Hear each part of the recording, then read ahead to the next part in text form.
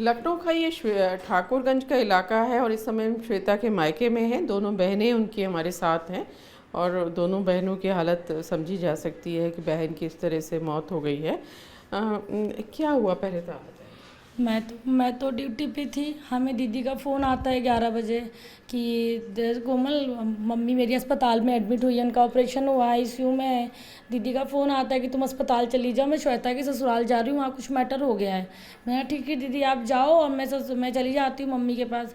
मैं जैसे ड्यूटी से बाहर निकली फिर दीदी का पापा का फ़ोन आता है, मम्मा के पास मत जाओ, ट्रामा सेंटर आ जाओ, वहाँ पे जो है श्वेता को लेके आ रहे हैं वो लोग, श्वेता ने फांसी लगा ली। मैंने कहा अरे ये कैसे हो गया। मैं ट्रामा सेंटर पहुंची 11:33 पे।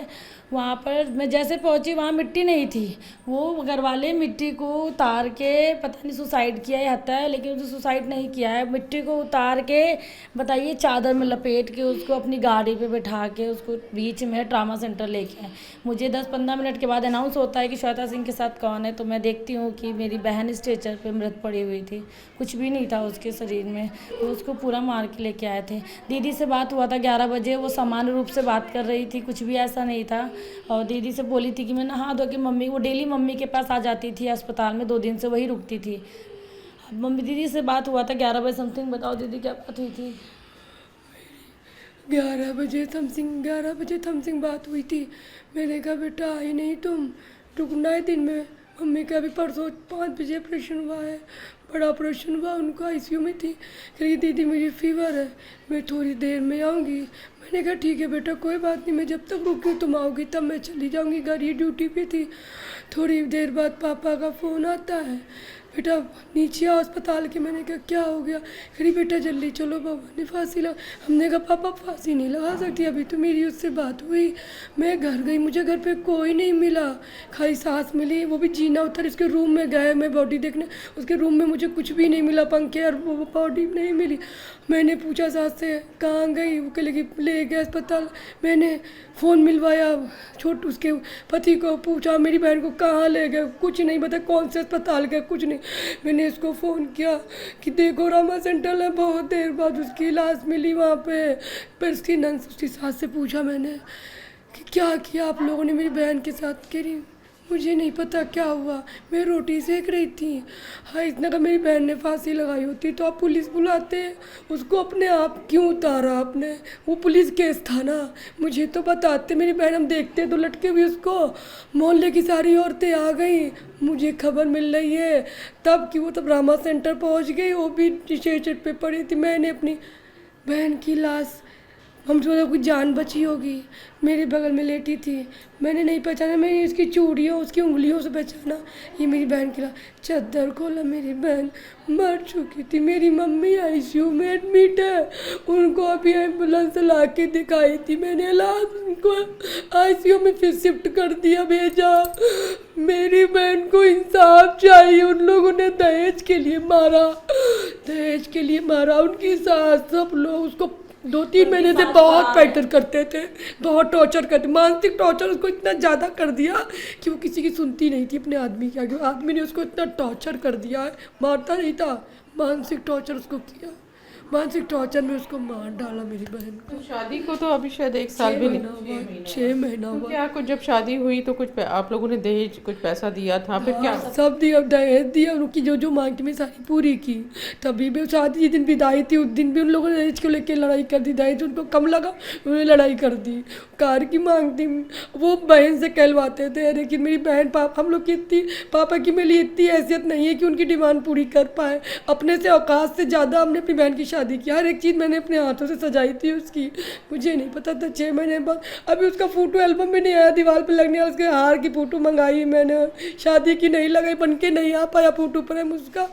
अब उसकी सिंगल बनवाएंगे हार चढ़ाने के लिए। मुझे इंसाफ चाहिए अपनी बहन, कुछ नहीं चाहिए मुझे सरकार, मुझे सिर्फ इंसाफ चाहिए अपनी बहन के लिए। क्या क्या आप जैसे कह रही जो आरोप है, क्या क्या मांग रहे? मांगते वो बहन को पढ़ारिश करते थे, कुछ भी घर में सुनाया करते, खाना गलत बने, हैं और टॉर्चर ही किया करे, हर एक चीज़ में पैसा टॉर्चर लेके आओ करते अपने घर से, हर चीज़ कार में की torture डिमांड करते थे। 2 महीने बाद उनकी सास ने प्रताड़ित करना स्टार्ट कर दिया था। उसी से कहते थे तुम्हारे घर से डाइनिंग टेबल अच्छा नहीं आया, तुम्हारे घर से ये अच्छा नहीं आया, टूटा आया है, मिस्त्री को बुलाओ, तुम खाना नहीं बना पाती हो, तुम किस घर की लड़की हो, तुम्हारे माँ बाप ने संस्कार नहीं दिए हैं, तुम मेरी बेटी के पैर, उनके ससुर कहते तुम मेरी बेटी के पैर धोने नहीं। इतना मानसिक उसको टॉर्चर करते थे, बस माँ बाप की इज्जत के मारे वो कुछ भी नहीं बताती। थोड़ा बहुत लड़ाई बताती थी, धीरे धीरे बताने लगी थी। कल दीदी से बात हुई तो कही थी मैं नहाने जा रही हूँ दीदी, नहा धो के तैयार हो के आऊँगी। जैसे स्टेचर पे आई वो वैसे ही बाल उसके गीले थे, पानी टपक रहा था उसके बालों से। कोई कैसे मरेगा अपने गीले बाल करके, नहीं मान सकते। क्या शक है आप लोग? मार डाला, मेरी बहन की हत्या की गई इन लोगों ने मिलके। दीदी की बस 11:06 पे बात हुई, उसके बाद 20-25 मिनट के बाद फोन आता है टाइमिंग कि नहीं पता, टाइमिंग पक्की नहीं पता, लमसम 11 बजे कुछ बात।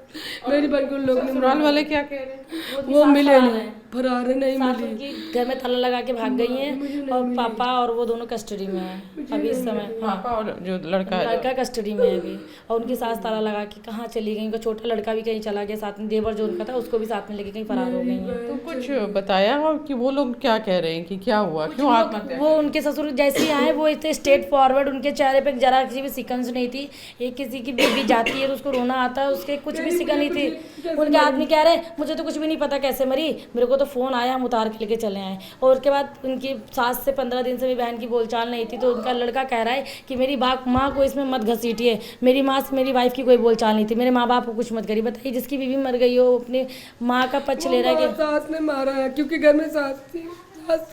हम सास से पूछा, सास इतनी कॉन्फिडेंस से बैठती थी, उसने कहा मुझे कुछ पता ही नहीं, उसकी सिकंद नहीं थी शकल पे। भाई मिट्टी उठ के ट्रामा सेंटर भी चली गई। आप कह रही हो कि मैं रोटी सेक रही थी, आप जीने से उतरी होगी, आपने तो मेरी बहन थी, उसके पैरों पे कोई निशान नहीं थे, कल उसके पैरों पे छाले के निशान थे, जैसे उसको तवे से या तो गर्म पानी से जलाया गया है। परसों रात में मम्मी के साथ हॉस्पिटल में थी, 10 बजे अपने हस्बैंड के साथ ससुराल गई है, उसके पैर पे कोई निशान नहीं था, कोई भी निशान नहीं था। कल उसके पैरों पे ये चाहती हूँ कुछ नहीं, मुझे न्याय चाहिए अपनी बहन के लिए बस। मेरी मम्मी अभी इस समय हॉस्पिटल आईसीयू में में है। है, मुझे बहनों का दर्द समझा जा सकता है। अब जो लड़का है जिससे शादी हुई श्वेता की, वो और ससुर श्वेता के पुलिस की कस्टडी में है। सास और जो नंद है वो देवर फरार है। और पुलिस का ये कहना है कि पूरे मामले में जिस तरह से FIR कराई गई है, हर पहलू की जांच करके न्याय दिलाया जाएगा। कैमरामैन मकसूद आलम के साथ रुचि कुमार, इंडिया TV, लखनऊ। और थाना ठाकुरगंज निवासी उमेश सिंह द्वारा कल थाने पर तहरीर दिया गया कि उनकी लड़की की शादी 22 नवंबर 25 को भूपेंद्र सिंह नामक लड़के से हुई थी। कल उसके ससुराली जनों द्वारा उनको बताया गया कि उनकी लड़की ने फांसी लगा लिया है। उनके द्वारा दिए गए तहरीर के आधार पर दहेज हत्या का FIR लॉन्च कर लिया गया है और पति और ससुर को हिरासत में लेकर पूछताछ की जा रही है। साथ ही उनके द्वारा ये बताया गया कि कम दहेज लाने का हमेशा ससुराली जन ताना दिया करते थे और एक 4 व्हीलर व्हीकल मांगा करते थे। इस संबंध में पोस्टमार्टम की कार्रवाई की जा रही है और जो भी तथ्य आएंगे तदनुसार आगे की वैधानिक कार्रवाई की जाएगी।